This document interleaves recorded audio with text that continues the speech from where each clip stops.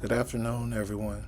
Our team, consisting of Jacob Anderson, Deontay Henry, myself, Bakari Williams, and Ashlyn Barker, will be presenting our research on coaching practices aligned with best practice player development models. Before we begin, our study is designed for school-based coaches, so everything we present is focused on practical and real-world application. Our target audience, of course, is middle school through varsity level coaches. This is built for coaches who are developing athletes for long-term, balanced performance and growth, and the need for practical and real-world coaching tools. Our study focuses on how coaching practices align with best practice player development models, specifically LTAD, ADM, and FTEM. These models emphasize long-term athlete development, athlete well-being, and age-appropriate training rather than just short-term performance. The goal is to develop athletes in a way that supports both performance and long-term success in sport. Player development is not just about winning games. It's about building athletes over time using structured models like LTAD, ADM, and FTEM that prioritize development, health, and sustainability in sports. To better understand our study, it's important to look at the key frameworks and literature that guide player development. Our study is guided by key player development frameworks, including LTAD, ADM, and FTEM. These models all emphasize long-term athlete development, meaning athletes should progress through stages based on their age, skill level, and readiness. A major theme across the literature is the importance of athlete-centered coaching, where training is adapted to individual needs of each athlete. The research also outlines and highlights the importance of age-appropriate training and discourages early specialization, as it can lead to burnout and injury.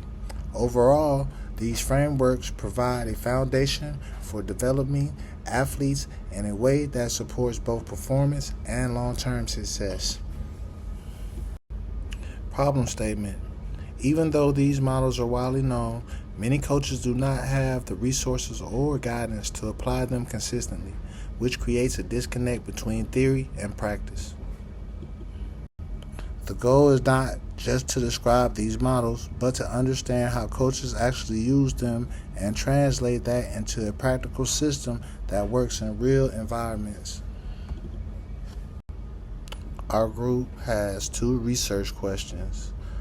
1. How do coaches implement LTAD, ADM, and FTEM in daily practice? And 2. What coaching behaviors are linked to effective implementation? These questions guide the study by focusing on both what coaches do and how those behaviors align with best practice development models. Methods. Our study used a descriptive mixed methods pilot design, combining both quantitative and qualitative data to provide a more complete understanding of coaching practices.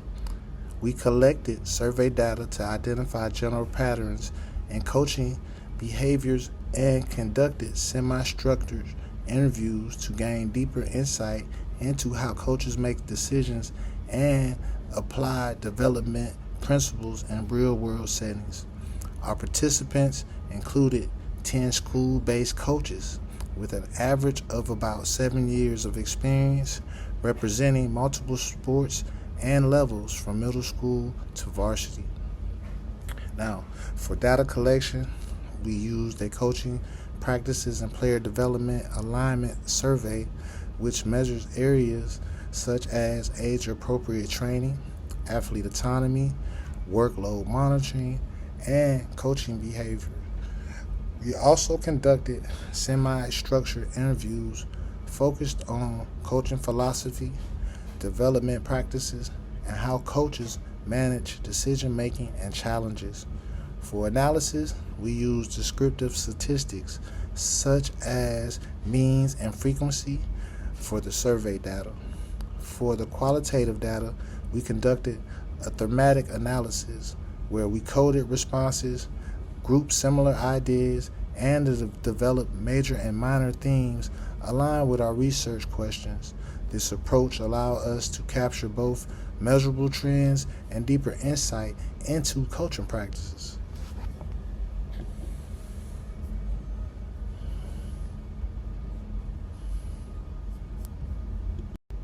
This design allows us to capture both measurable trends and deeper insights into coaching behaviors and decision making.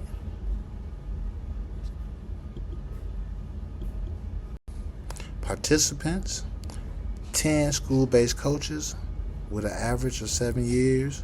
Sports consist of basketball, that was the majority of coaches that we interviewed, baseball, and one pickleball coach. Levels go from middle school, junior varsity to varsity. The sample provides a realistic look at school-based coaching environments, especially in team sports. Data collection methods were surveys, and we also did interviews. The surveys gave us patterns, while interviews provided us with depth and real coaching experiences behind those numbers. Our data collection procedures followed a structured and ethical process. First, we obtained permission and secured informed consent from all participants to ensure ethical standards were met. Next, we distributed the online survey to collect quantitative data on coaching practices aligned with player development models. After reviewing survey responses, we scheduled and conducted semi-structured interviews with selected participants to gain deeper insight into their coaching experiences and decision making. All interviews were audio recorded to ensure accuracy and later transcribed for analysis. To protect participant confidentiality, all data was securely stored and handled appropriately. The entire data collection process was completed within a 2-week time frame. These procedures ensured that our data was collected in a way that was ethical, accurate, and consistent across all participants.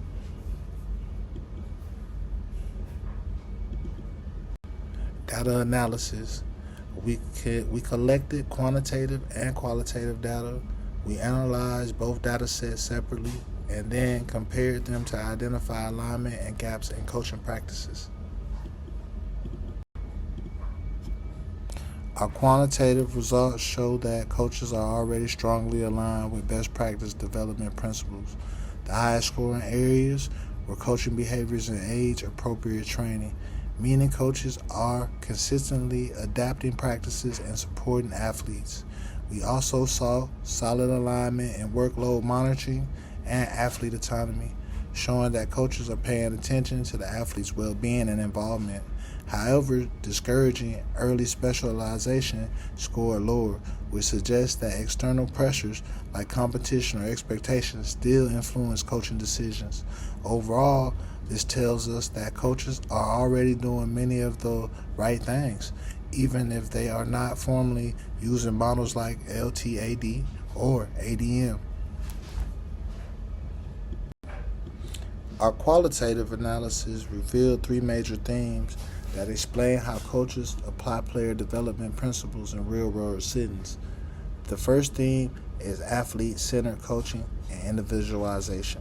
Now, coaches consistently described adapting training to meet the specific needs of each athlete rather than using a one-size-fits-all approach. This included modifying drills, adjusting expectations, and focusing on long-term development instead of immediate results. The second theme is balancing structure and flexibility in coaching. Coaches emphasize having a clear path and a structure, but also being able to adjust real-time based on athlete performance, feedback, or situational demands. This reflects the reality of coaching where adaptability is just as important as preparation. The third theme is athlete-centered climate and decision-making. Coaches describe creating environments built on trust, communication, and autonomy. Athletes were given opportunities to make decisions, reflect on performance, and actively engage in their development process. A key takeaway across all themes is that coaches already are implementing principles aligned with development models like LT, AD, ADM, and FTEM, even if they're not explicitly using those terms. These these suggest that the best practices coaching behaviors are often intuitive and experience based. Theme one focuses on athlete-centered coaching and individualization, which was the most consistent theme across participants. This theme reflects how coaches adopt their coaching strategies to meet the unique needs of each athlete physically, mentally, and developmentally rather than using a one-size-fits-all approach. Within this theme, two key patterns emerge. The first is relationship building and communication. Coaches emphasize trust, open communication, and creating an environment where athletes feel safe to make mistakes. This supports learning, confidence, and long-term engagement. The second is individualized training and development. Coaches describe modifying drills, grouping athletes by ability, and adjusting expectations and based on developmental stage. What makes this theme strong is the consistency across participants. For example, one coach stated everything you do should be individualized, while another emphasized that athletes need to feel safe to make mistakes. Additionally, coaches consistently made decisions using a long-term lens, asking questions like, which choice helps us grow and have health in many seasons? These findings show that coaches are already applying athlete-centered principles that strongly align with development models like LTAD and ADM, even if they are not explicitly using that terminology. Theme 2 focuses on how coaches balance structure and flexibility in their coaching practices. Coaches consistently describe the importance of having a structured plan, such as weekly practice schedules, clear expectations, and defined goals. However, also emphasize that structure alone is not enough. Effective coaching requires the ability to adapt in real time based on athlete performance, development, and situational factors. Within this theme, two key patterns emerge. The first is adaptive coaching and individual adjustment. Coaches describe modifying drills, communication, and expectations based on athlete readiness and development. For example, one coach explained that a single drill can have multiple variations depending on the athlete. The second pattern is flexible practice planning. Coaches describe having structured plans but making adjustments based on performance fatigue or feedback during practice. This shows that coaching is not statistic, it's dynamic and responsive. Overall, this theme highlights the effective coaching is not just about planning but about making informed adjustments in the moment to support athlete development. Theme 3 focuses on the athlete-centered climate and how coaches create environments that support learning and development. Coaches consistently describe building environments based on trust, communication, and athlete involvement. Within this theme, two key patterns emerged. The first is autonomy support. Coaches describe giving athletes a voice in their development, for example, allowing them to help choose warm-ups, suggest drills, and reflect after practice. However, the autonomy exists within structure, meaning coaches still guided the process. The second pattern is communication and feedback. Coaches emphasize clear, simple, and purpose-driven communication. Feedback was focused on behaviors and learning rather than emotions, which helps athletes stay engaged and improve.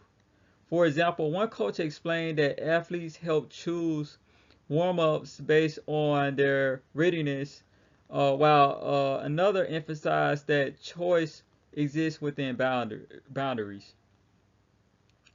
These practices create an environment where athletes feel safe to make mistakes, take ownership of their development, and stay motivated over time. Overall, the theme shows that coaching is not just about what is taught, but the environment in which the athletes learn. Our interpretation focuses on what these findings mean beyond just the themes.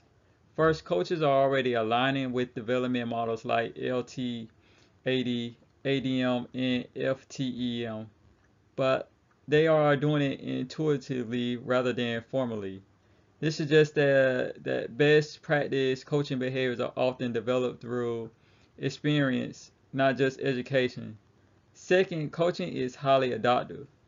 While structure is important, the most effective coaches are those who can adjust in real time based on athlete needs, performance, and context. This reinforces that coaching is dynamic, not rigid.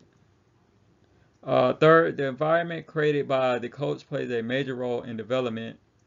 When athletes experience autonomy, trust, and clear communication, they are more engaged, motivated, and likely to develop over time. Overall, these findings suggest that effective coaching is less about following a specific model, more about applying key behaviors such as individualization, adaptability, and athlete-centered communication in real-world settings. Our implications focus on how these findings can be applied in real-world settings. First, for coaches, our findings reinforce the importance of athlete-centered coaching. Coaches should focus on individualizing training, balancing structure with flexibility, and creating environments that promote trust, communication, and autonomy. Second, for coach education, there is a clear need to bridge the gap between theory and practice. While models like LT80, ADM, and FTEM provide strong frameworks, coaches benefit more from learning how to apply these principles through real coaching behaviors and scenarios. Third, for future research, this study highlights the need to expand beyond a small sample and examine long-term outcomes such as athlete retention, injury prevention, and performance development. It also opens the door to exploring how coaches actually learn and apply development principles over time. Overall, these implications suggest that improving coaching is not just about introducing models, but about helping coaches apply key behaviors consistently in the real world environments. If we want better athlete development, we must focus on developing better coaching behaviors, not just better coaching models. In conclusion, our findings show that coaches consistently apply athlete-centered coaching practices that align with best practice player models. Across our results, effective coaching was defined by three key elements: individualization, balancing structure with flexibility, and creating athlete-centered environments. These findings directly answer our research questions. Coaches implement development models through their daily behaviors, not necessarily through formal knowledge or frameworks. Key behaviors such as communication, adaptability, and individualized training support long-term athlete development. Additionally, coaches manage the tensions between performance and development by prioritizing long-term growth. Our findings are also supported by existing literature. Models like LT80 and ADM emphasize long-term athlete-centered development, and research show that individualized training and autonomy support environments improve motivation, retention, and overall development. Overall, this study highlights that effective coaching is not just about knowing development models, it's about consistently applying the right behaviors in real world settings. Ultimately, great coaching is defined by what coaches do every day, not just what they know.